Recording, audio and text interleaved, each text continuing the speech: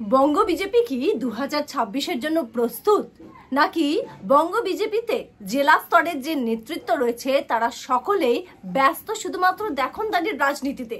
এই প্রশ্ন উঠছে এই মুহূর্তে বঙ্গ রাজনীতিতে।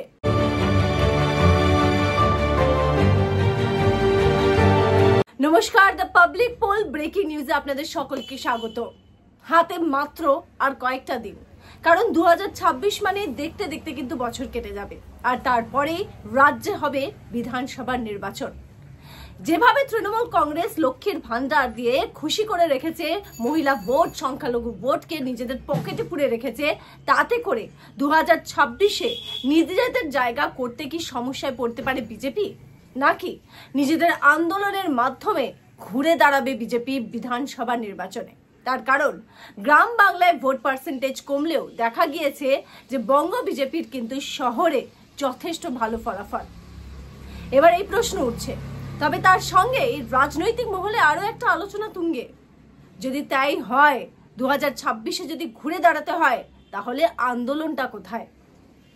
এখনো পর্যন্ত রাজ্য সভাপতি কে হবে সেই বিষয়টা স্পষ্ট নয়। তার কারণ বেশ কয়েকটা নাম উঠে এসেছে। এমনকি এটাও ভাবা হয়েছিল বিজেপির মধ্যে যে মহিলা মুখ্যমন্ত্রী মমতা বন্দ্যোপাধ্যায়ের বিরুদ্ধে কি মহিলা মুখী আসবে, আর তার জন্য কার কার নাম উঠে এসেছে আপনারা জানেন। যারা the public pole breaking news follow করেন, একটা ভিডিও রয়েছে সেটা নিয়ে। নাম উঠে এসেছিল লকেট চট্টোপাধ্যায় এবং তার পাশাপাশি অগ্নিমিত্রা পালে। কিন্তু এবার বড়সড় প্রশ্ন যে তারা বা তাদের দিয়ে কি সম্ভব হবে, নাকি এমন কোনো মুখ যে মুখ আন্দোলনকে এগিয়ে নিয়ে যেতে পারবে?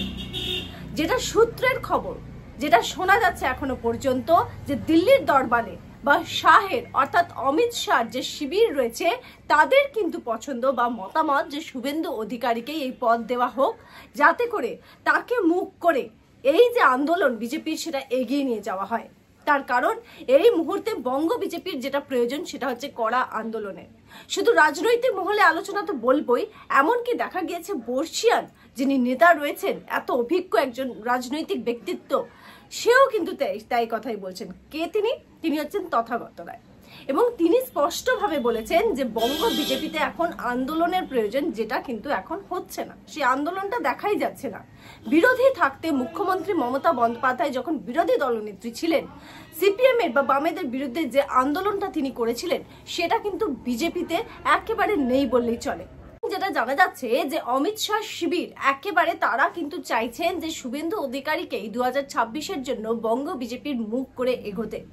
তবে আবার এই কথাও রাজনৈতিক মহলে আলোচনা চলছে, যেটা জানা যাচ্ছে, শোনা যাচ্ছে যে যারা নতুন টিএমসি থেকে যোগ দিয়েছেন দলে অর্থাৎ বিজেপিতে, তাদেরকে নিয়ে নাকি যারা পুরাতন রয়েছেন বিজেপির, তাদের বেশ কিছু অসুবিধা রয়েছে। তো এই নতুন এবং পুরাতনের যে এই ক্ল্যাশটা, এটাই কিন্তু অনেকটাই মাসুল দিতে হতে পারে বঙ্গ বিজেপিকে, এমনটাই কিন্তু অনেক রাজনৈতিক ব্যক্তিত্ব বলছেন।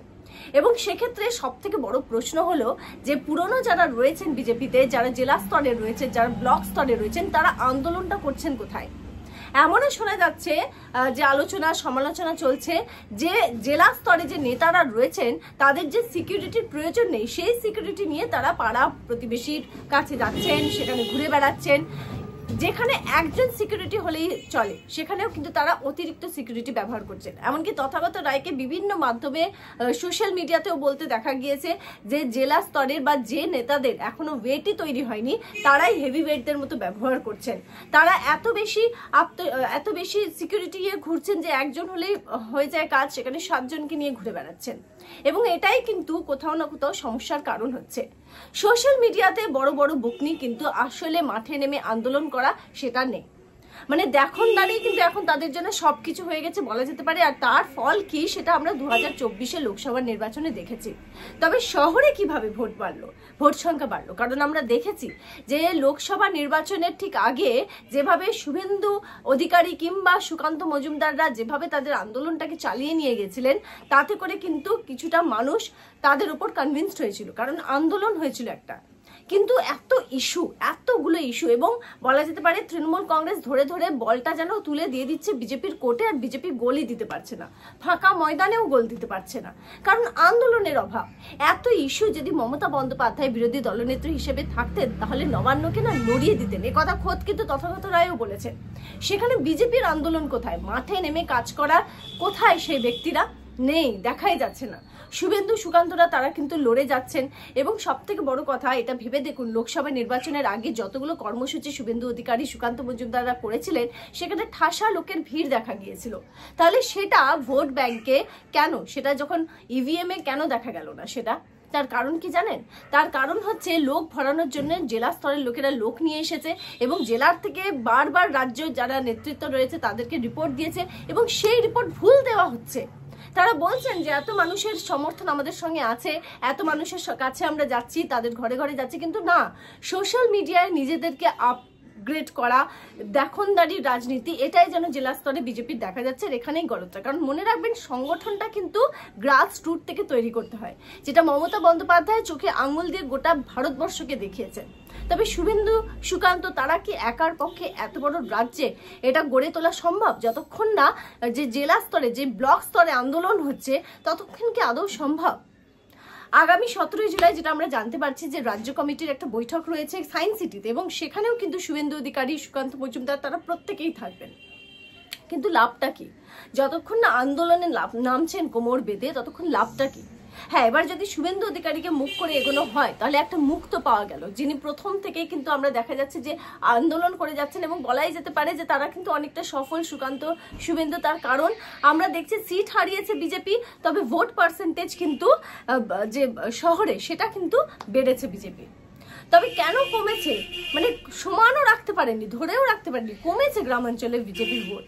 তার কারণ মানুষের পর্যন্ত কি কি ইস্যু আছে, ওবিসির সঙ্গে কি কি হয়েছে, ওবিসির কি কি সমস্যা আছে, কিচ্ছু না। এবং কোন ডিসিশনে কতটা কি তাদের উপর প্রভাব পড়ছে, মানুষের কাছে যাওয়াই হচ্ছে না, মানুষকে বোঝানোই হচ্ছে না। যেটা তৃণমূল কংগ্রেসকে যে বিষয়টা নিয়ে একেবারে 10-এ 10 পয়েন্ট দেওয়া উচিত। তারা মানুষের সঙ্গে কানেক্টেড থাকেন, মাঠে নেমে আন্দোলন করেন।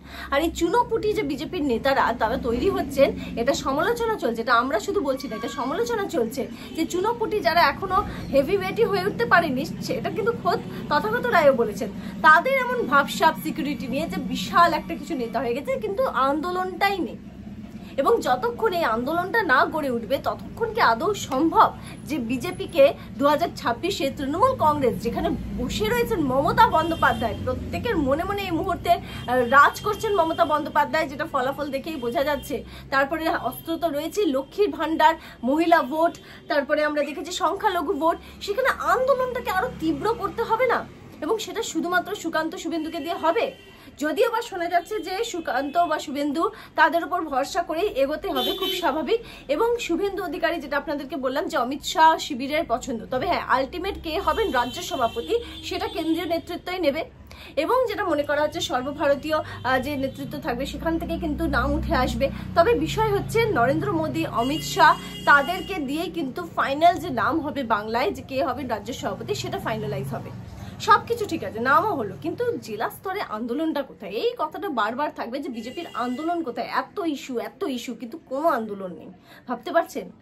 তবে আপনারা আপনাদের মতামত জানাবেন যে যদি শুভেন্দু অধিকারীকে মুখ করে 2026-এ এগোয় বিজেপি, তাহলে বিজেপির হাল কি ফিরতে পারে? নিজেদের জায়গা কি বাংলায় করতে পারে, নাকি তাতেও কোনো লাভ হবে না?